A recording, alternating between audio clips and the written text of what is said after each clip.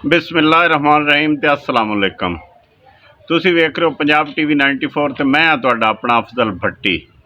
साडे अज दे पंजाबी व्लॉग चढ़दे ते लहिंदे पंजाब दे नाल नाल पूरी दुनिया जिथे जिथे पंजाबी ज़बान बोली ते समझी जाती असीं उन्हां नूं जी आयां कहने आ।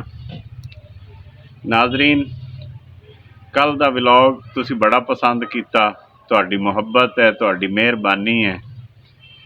जिहड़ा कल असीं तेजस त्यारे ते कीता, इंडिया का त्यारा जिहड़ा डिग्गिया है दुबई एयर शो दे विच, उहदे ते असीं व्लॉग कीता है। फनी व्लॉग सी, तुसीं बड़ा पसंद कीता है।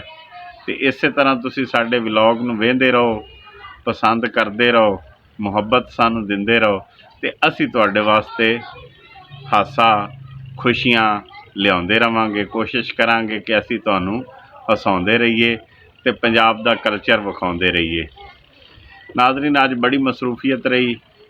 एक दोस्त फौत हो गया सी, उहदे जनाजे ते गए होए सां, हुणे आए हाँ। ते अज दा व्लॉग असीं करना सी दरियाए ब्यास ते।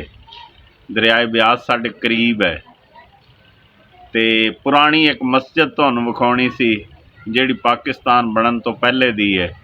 वो मस्जिद दरियाए ब्यास के किनारे ते है।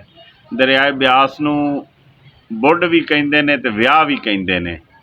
ये असीं कल इंशाअल्लाह दरियाए ब्यास ते व्लॉग करांगे ते वो मस्जिद भी तुहानूं विखावांगे जिहड़ी दरियाए ब्यास के किनारे ते है, जिहदे विच डाकू आके ना पुराने वक्तां दे विच डाकू आके आप दा जिहड़ा माल मता लिआउंदे सन लुट के। सियाणे दसदे ने कोई इत्थे इस मस्जिद विच बह के वंडदे सन। कैसा उन्हां दा ईमान सी कि वो बाहर बह के नहीं सी वंडदे भी कोई बेईमानी ना कर ले। लिआउंदे माल डकैती दा सन ते मस्जिद विच बह के वंडदे सन।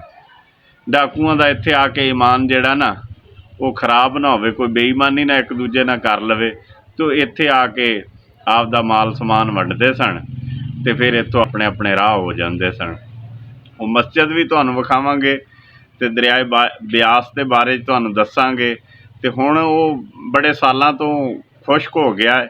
आ तेजस जिन्हां दा डिग्गिया है ना, इन्हां ने उहदा पानी बंद किया होया है।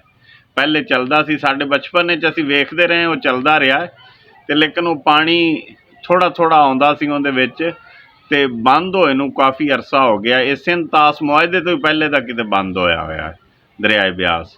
उहदे बारे दस्सांगे ते वो मस्जिद भी विखावांगे जिथे डाकू आपदा हिस्सा वंडदे सन। वो एक डाकू ना पैदल जा रहा सी तो किसी ने पूछया, भाईजान डाकू साहब अज पैदल ही जा रहे हो, घोड़ा कित्थे जे? तो उन्हें आख्या, यार लै लेने घोड़ा, थोड़ा जिहा हथ तंग है।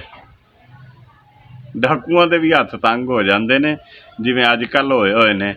हुकूमत ने थोड़ा शिकंजा टाइट किया होया है ते अजकल थोड़े जे डाकुआं दे हथ तंग ने।